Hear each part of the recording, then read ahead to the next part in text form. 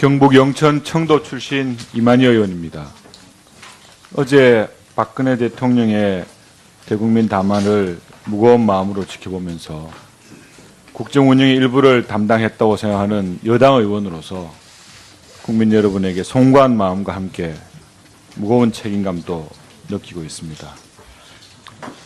광장에서 울려 퍼졌던 이게 나라냐라는 외침은 비단 대통령과 비선 실세들만을 향한 것은 아닐 것입니다. 바로 국회를 포함한 전체 정치권과 또 각 행정부의 각 기관을 향해 있다고 생각합니다. 이 자리에서 우리 묻는 사람이나 답하는 정인이나 역사 앞에 참회록을 쓴다는 심정으로 우리의 부끄러움을 고백하고 국민들에게 고해성사하는 마음으로 임해야 할 것입니다. 대통령께서 당선된 이후에 가장 많이 들었을 말은 아마도 성공한 대통령이 되어달라는 당부였을 것입니다. 비록 이 당부가 미완의 꿈으로 끝났지만 대통령의 실패가 대한민국의 실패가 되어서는 안 될 것입니다. 담대한 변화를 통해 이 위기를 기회로 바꾸어 나가야 할 것입니다.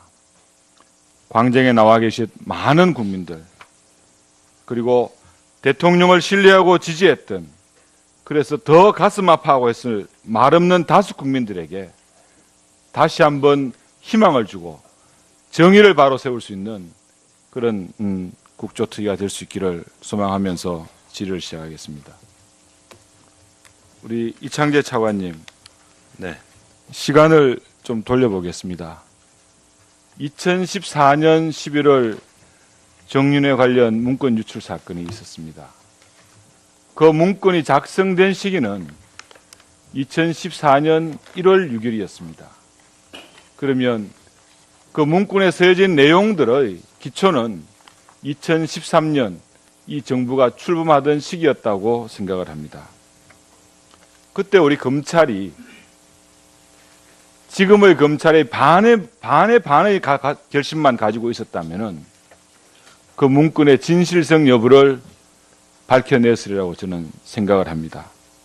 그러면 지금의 국정농단이나 지금의 이런 가슴 아픈 상황도 없으리라고 생각합니다. 차관님 어떻게 생각하십니까? 네, 아까 그 부분에 대해서 황영철 위원님 말씀하실 때 제가 잠시 답변을 드렸습니다만 같은 마음입니다. 그때 묻다 드린 답변을 좀 드리면은 아쉬움이 있는 것은 맞습니다만은 당시는 모 언론의 폭로성 보도 이후에 문건에서 언급된 사람들이 명예훼손으로 고소함에 따라 수사가 진행된 사건이었습니다. 그런데 문건 작성자였던 박관천이 신뢰할 만한 출처나 근거를 전혀 제시하지 못하였고 단지 제3자로부터 들은 풍문과 정보 등을 빌미로 과장 짜깁기하고 정윤회의 언동인 것처럼 덧씌워서 사실과 다르게 작성한 것으로 제한돼 있기 때문에 거의 다 됐습니다. 확인됨에 따라 부득이 문건의 내용은 사실과 다르다는 결론을 내렸던 것으로 보고받았습니다. 지금 기준으로 보면은 아쉬운 점이 있는 건 사실입니다. 본 의원이 여러 가지 자료를 찾아보고 한 결과로는 당시에 관련 수사를 받았던 한모 경위 압수된 USB 그리고 휴대전화 내용 속에는 최순실, 정윤회 관련된 사항들이 분명히 담겨 있었다는 내용을 다시 한번 말씀을 드리겠습니다. 2014년 11월 달의 검찰과 지금의 검찰이 무엇이 달라졌습니까?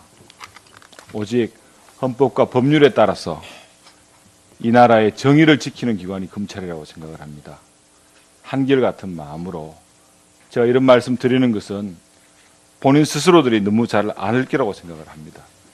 이번 수사에 최선을 다해 주시기를 바랍니다. 네, 위원님의 지적을 무겁게 받아들이겠습니다.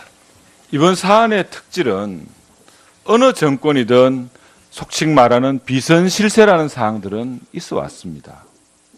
하지만 이번 최순실 사건과 관련된 사안의 특징은 그러한 대통령 주변이나 비선실세의 발효를 예방하고 처단해야 될 바로 그러한 국가기관들이 오히려 그런 세력들의 비호 세력화됐다는 점에서 문제의 심각성이 있다고 생각합니다.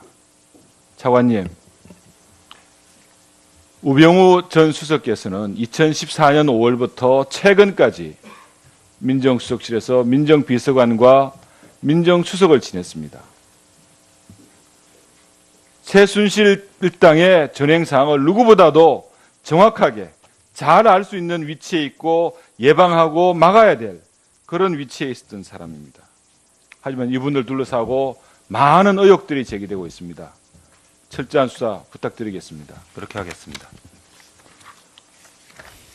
고영태 잘 아시죠? 예, 이름 알고 있습니다. 최순실과의 깊은 관계에 있다는 사람입니다. 고영태는 이번 검찰에서 발표한 최순실 안종범 관계의 공소장에도 나와 있습니다. 더 블루케이 배드민턴 창단 관련 강요제에 중요한 역할을 한 사람입니다. 이 사람은 어떻게 됐습니까? 입건하셨습니까? 수사하고 있는데 입건 여부는 확인해 봐야 되겠습니다. 수사가 미진했습니까?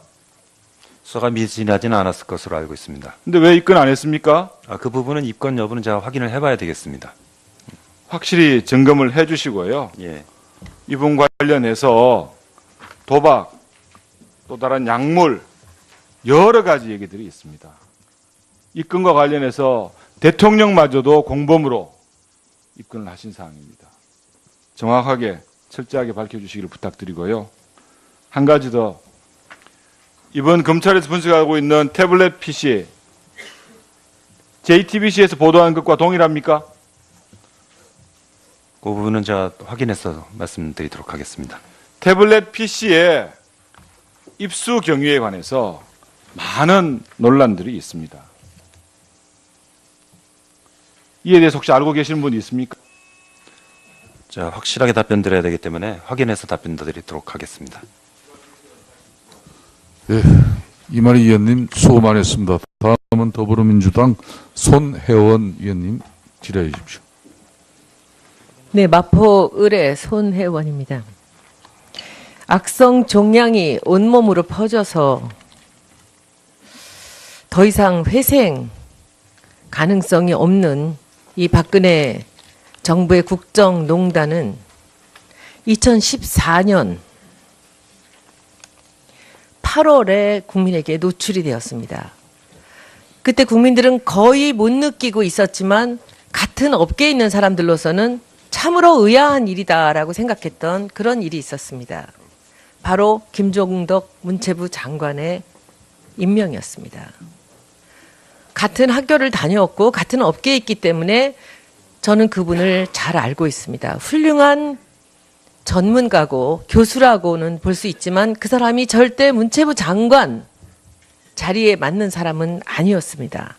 이 국정농단의 시작은 인사로부터 시작되었다는 것을 국민 여러분들께 알려드립니다. 김종덕 장관이 그 자리에 들어가면서 모두가 다 의문이었지만 바로 답을 알 수가 없었습니다. 그러나 그 다음에 다시 나타난 여러 사람들의 그 면면을 보면서 알 수 있었습니다. 일단 이 안민석 의원이나 배재정 의원 그리고 서영교 의원, 유기용 의원, 박홍근 의원, 김학용 의원들이 이분 청문회 때 했던 질문을 제가 잠깐씩 한번 말씀을 드리겠습니다. 어느 지인이 당신을 추천하였습니까? 제가 전혀 아는 바가 없습니다. 발탁된 이유나 본인이 수락한 의도는 무엇입니까? 잘 모르겠습니다. 능력이나 자질, 경험, 경륜이 꼭 이 장관 자리에 맞지 않는 것은 아닙니까? 저는 잘 모르는 일입니다. 저희들도 참으로 의외라고 생각하는데 장관 후보께서는 혹시 왜 발탁됐다고 생각하십니까? 이런 질문에는 제가 알지 못합니다. 본인이 왜 장관으로 발탁되었는지, 왜 낙점이 되었는지 알지 못한다고 했습니다. 심지어는 차은택 감독이 이번에 검찰에서 그렇게 얘기했더라고요. 저도 사람을 추천할 때마다 그 사람이 덜컥 장관이 되는 걸 보고 놀랐다. 조윤선 장관께 묻겠습니다. 조 장관은 적어도 본인이 어떤 능력이나 자질 그리고 경륜 때문에 문체부 장관으로 임명되신지는 아시겠죠?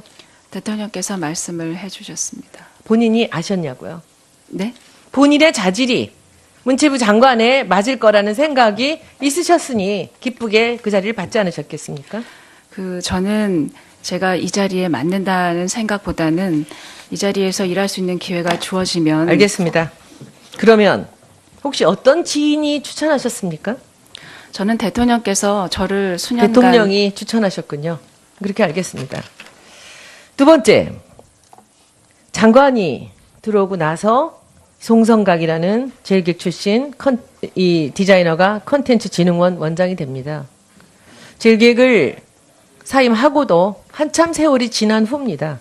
그 다음에 김홍탁이라는 제일기획 출신, 이분이 또 다시 플레이그라운드, 여러분들 잘 아시는 이동수라는 사람이 옛날에 차은택 감독과 함께 일을 했었던, 그리고 사람이 이제 KT 전무로 가고, 그 다음에 김형수라는 대학원의 은사가 미르재단의 이사장으로 갑니다.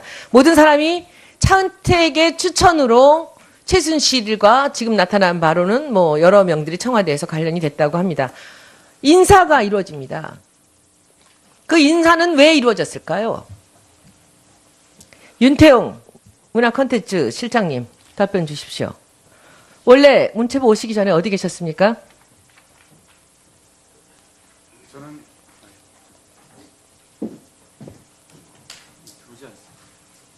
기획재정부에 근무했습니다. 언제 문화부로 오셨습니까? 2014년 10월에 왔습니다. 그렇죠. 시간이 딱 맞네요. 장관 오시고. 거기서 어떤 일을 하셨습니까?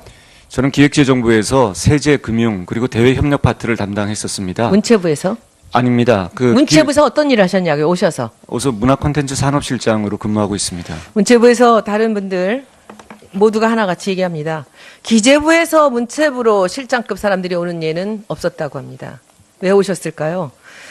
인사가 한 명씩 한 명씩 요소에 들어가면서 기재부 출신 실장을 문체부에 놓고 이 컨텐츠 산업실장으로 들어갑니다. 그리고 차은택, 최순실 관련된 예산이요. 이 그래프 한번 보시겠습니다.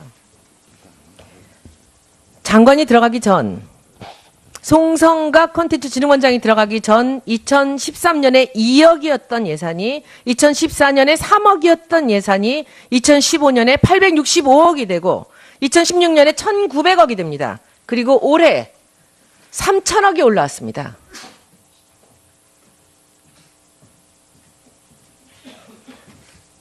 차은택 예산이라고 의심되는 부분만 키워드를 검색을 한 예산입니다.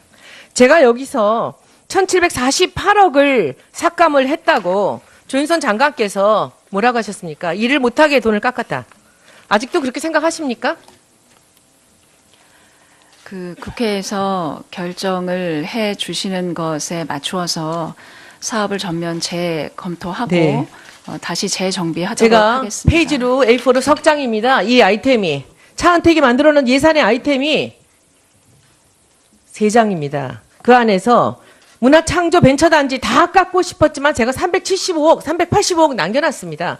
그리고 제가 가봤습니다. 왜 남겨놨느냐. 거기에 학생들이랑 벤처단지들이 들어왔다고 해서 이 사람들이 일을 하는데 이 사람들의 이 일할 자리를 뺏으면 안 된다고 해서 제가 3번을 가봤습니다. 몇몇 일하고 텅텅 비어 있습니다. 내년 예산에 385억이 이 사람들한테 들어갈 겁니다. 그래도 제가 이 예산은 남겼습니다. 왜냐하면 혹시라도 새로운 사업에 투입되어야 할 인재들이 일할 자리를 잃으면 안 되기 때문에 375억은요, 한 60, 70명의 직원들이 일하는 중소기업의 예산입니다. 나라 돈 이렇게 쓰시면 안 됩니다. 문화부 예산 이렇게 쓰시면 안 됩니다. 다음번 질의 계속하겠습니다. 네, 손혜원 의원님 수고 많이 하셨습니다.